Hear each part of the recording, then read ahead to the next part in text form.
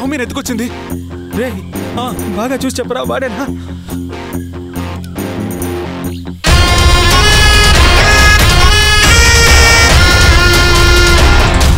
మావా బాగా చూశాను, కన్ఫర్మ్ గా వాడే. రేయ్ తల మీద కొమ్ములు పెట్టుకుని భయంకరంగా ఉన్నాడురా. ఇప్పుడు ఏం చేద్దాంరా? ఆ పోలీస్ కూడా కనిపించడం లేదు.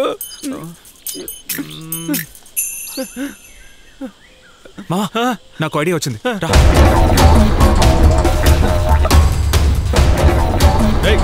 ఆపండి.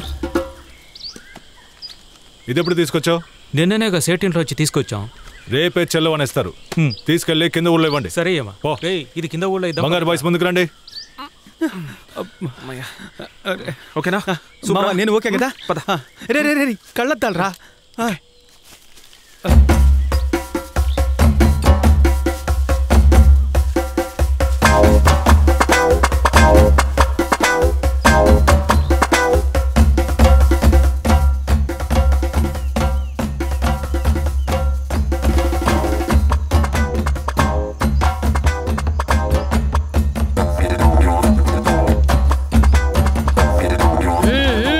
అందరూ కూర్చోండి.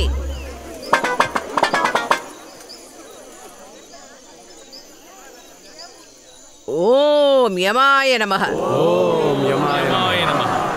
రావుకాలు రాకముందే పెళ్లి కూతుర్ని రమ్మని చెప్పండి.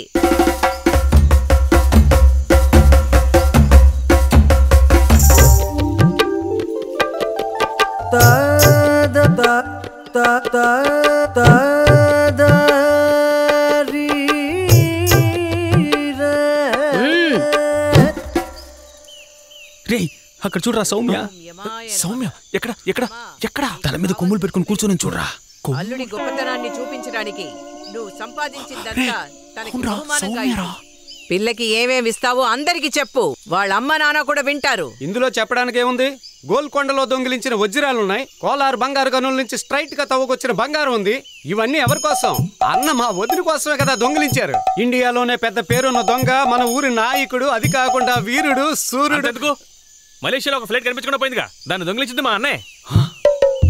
ఒట్టి కోతలు.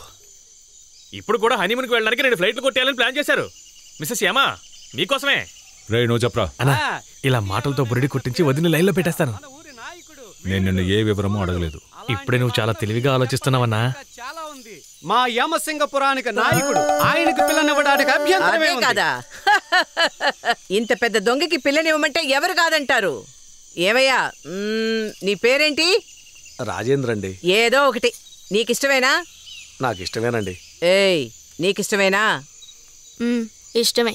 నీకిష్టమేనమ్మా? నాకిష్టం లేదు. నీ ఇష్టంతో పని లేదమ్మా. అందరూ కళ్ళు మూసుకోండి. నా తలలో నుంచి ఓ పెద్ద వెలుగు పైకి వెళ్తోంది. అది యమధర్మరాజు చేతిలోకి వెళ్ళి కలిసింది. అందరూ మంత్రం జపించండి. ఆలోగా యమధర్మరాజు పెళ్లికి ఏ ముహూర్తం నిర్ణయిస్తారో కనుక్కొని చెప్తాను. ఓం యమాయ నమః. ఓం యమాయ నమః. ఓం యమాయ నమః.